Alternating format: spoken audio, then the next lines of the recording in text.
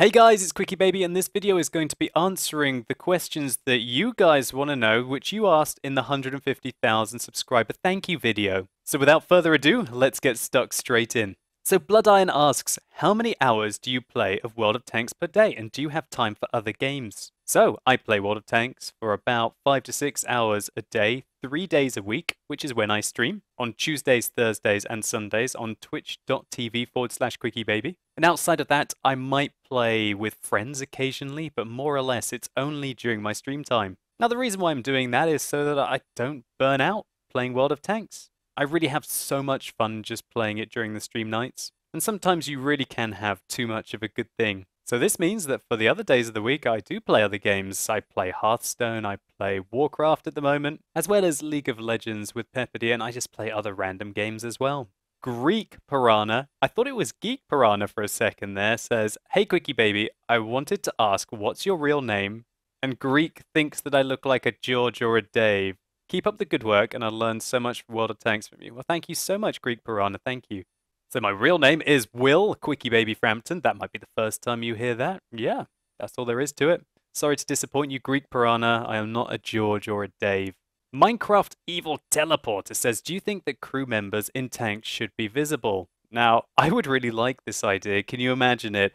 Driver has been knocked out, and you're in the commander seat, and you look around and go, oh my god, it really is! I think the main reason why they don't have this in the game is because of the rating system. I think if you add that personal level of people inside the game, and if they get blown up, then I think the current 12 plus rating might have to be lifted a little bit. Plus, I don't see this adding anything really to the gameplay. It's just going to be a visual / immersive enhancement, but hell, it would still be a really good idea. Bamkey Games asks, what got you into playing World of Tanks? Why I haven't joined a clan and competed in Clan Wars? And why did I decide to become a YouTuber mainly for World of Tanks? So I started playing World of Tanks back in 2011 when I got a closed beta invite. I played the game, I really liked it, I got hooked, and I've been playing it ever since. I've only ever been in one clan, and that was Philo, and I did compete in Clan Wars. We owned large parts of Central Europe for a period of about 6 months.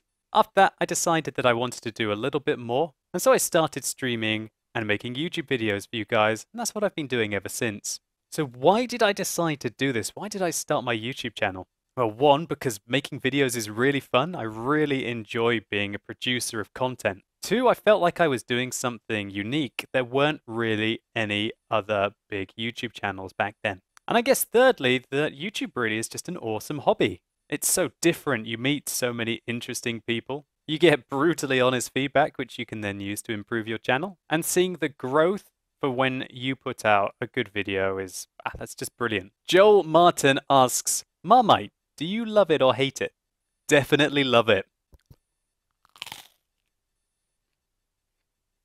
So Brad Wolfe asks, is anything going to change YouTube videos, live streams, once you unlock all of the tanks in World of Tanks? So when I unlock all the tanks, I plan to make greater use of the poll website to allow you guys to have more of a vote than ever in what I'm going to play. Also, maybe I'll dedicate one of my streams to, say, for the first hour, maybe be heavy tanks, then light tanks, medium tanks, you get the idea.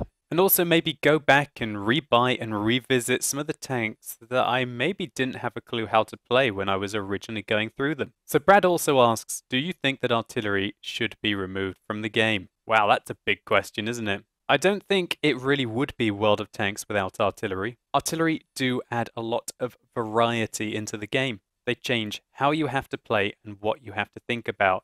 And they also change the tactics that you will have to employ to be able to outplay your opponents. I think if artillery were removed, we would start to see a lot of the heavier tanks start to become a new meta in the game and become dominant. What's the point in being a small, fast target if when you spot things, they aren't really going to get attacked? And people will find hull-down locations completely in the open to be able to outplay their opponents. So I guess you could say that artillery are kind of a necessary evil in World of Tanks. So Sam Hugh asks a very interesting question. He's asking if the game has changed since I first started playing and how. So I'd say that the game is played much better now than when I first started. Initially, everyone was just learning to play. Hardly anyone had any ideas of the weak points of the enemy tanks, and there were less big plays in the game, and generally armor was far more important than it is now. Obviously, one of the biggest changes, apart from in the level that people are playing, are the tanks that are in it. Originally, the only tier 10 tanks in the game were the tier 10 heavies. There were no tier 10 mediums, and there were no tier 10 tank destroyers. The most dangerous that a tank destroyer got was the Object 704. Now we see alpha damage that is 50% or even 100% higher than back then, and medium tanks which can run rings around their opponents and simply devastate them. But one of the best things, I feel at least anyway, is that none of the tier 10 tanks are really redundant. I don't feel that any one class is that much more ridiculously powerful than any of the others.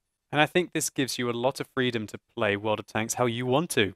Thomas Keesum asks, what is going through your mind when you sign up for a battle? So firstly, I will analyze the team, as Thomas says. I will try and look for their strengths and their weaknesses to give me an indication of things to try and avoid and maybe things to take advantage of. It's important to know whether your tank needs to play an important pivotal role in the game or whether it needs to play a supporting role.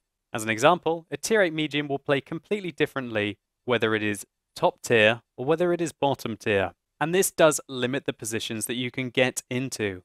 As an example, on Runeberg, if I was driving a tank such as the T-54 and I was top tier, I would probably rush into the middle of the map and fight my way out through the middle of the streets.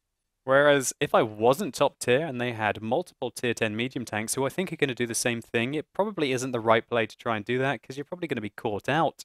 Really, Thomas, the key thing that you're trying to indicate here is it's just experience. Through experience, you will be able to figure out what positions will work and in what matchups for what tanks. But nevertheless, remember that those 30 seconds that you have are your opportunity to plan. And so sometimes it may be not a good idea to be checking that extra Reddit post while you're waiting for the battle to begin. Ollie the Monkey asks, Dear QuickyBaby, rumour has it that you and Ike make quite a pair. Therefore my question to you is, why must we never speak of Sirencester? Maybe because I ended up in a bed with two Norwegians. Oh wait, maybe I shouldn't say that. The NL Super Games asks, what's the highest number of kills you have ever got? That would be 12 kills in an E75, and you can find that video on this channel. Laxamana asks, let's see if you dare to answer this, QB. What was the stupidest thing you've ever done in World of Tanks as a noob in the first few hundred games you've played? Back then, I didn't really understand the penetration numbers and how they linked up with the alpha damage. I just assumed that it was better to fire the higher number. And so I think for my first few hundred games, all I did was fire HE ammunition with very bad results. Thank you so much for this awesome question. Stuntass asks, do you think that the situation in Russia will affect World of Tanks? Wow, that's a very political question. I think considering that wargaming is mainly situated in Belarus, Minsk, at least their headquarters is not going to be affected, as I don't think that Belarus is going to be joining Russia. However, wargaming do have offices in Kiev, which apparently, according to Victor Kisley during an interview, wargaming had emergency procedures about how to evacuate them quickly.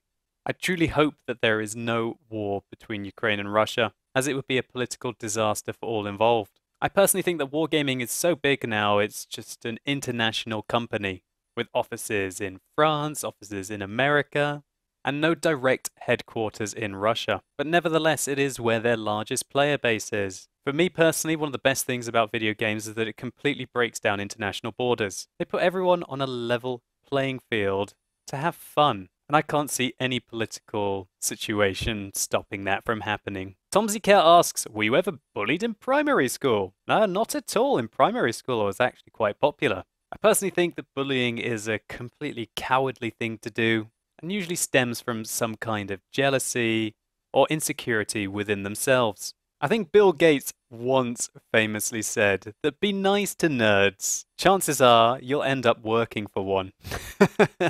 Evan Venegas asks, how tall are you? I'm 5'9", or I think that's like 175 or 176 centimeters. L Undead Gamer asks, do you watch other YouTubers and do you watch other Twitch streamers? Yeah, I do actually. Some YouTubers I watch are Athene, the one and only, the legendary paladin, amongst two of my favorites, Swedes, Andazel and Robaz.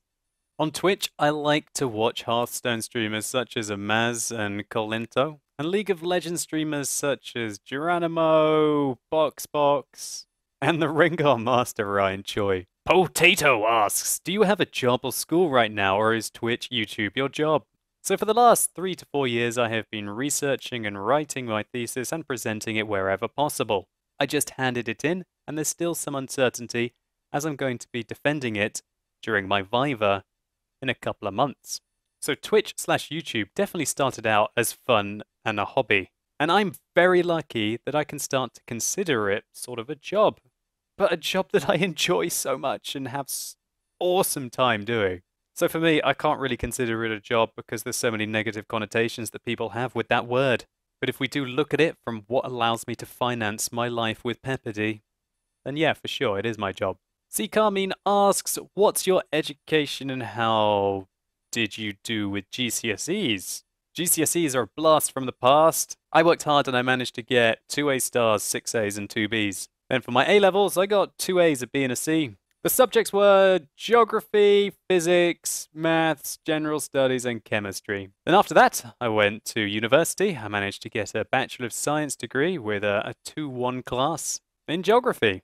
And my PhD is pending. Matthias asks, what do I think of Polish players? Now, I don't understand the stigma about Polish players. Many of the replays that I have featured on this channel showing gameplay which I've never been able to match has been sent to me by Polish players. I think people are just probably very ignorant and they don't know what they're talking about. I personally have seen just as many awesome Polish players as bad players, just like the World of Tanks population of any country. I also know that many of my Polish fans are the most passionate, awesome and dedicated people that I have in my community. So Dino GTO asks, QB, we're all aware of what your favorite tier 7 is, which is the Comet, but what are your favorite tanks for the rest of the tiers? So I'll start from tier 1 and work my way up just what's in my head right now. So tier 1 Cunningham, tier 2 medium tank, tier 3 I'd probably have to go for the PZ1C, tier 4 I'd have to go for the T40, that's hilarious, that tank. Tier 5 I'd have to go for the T49,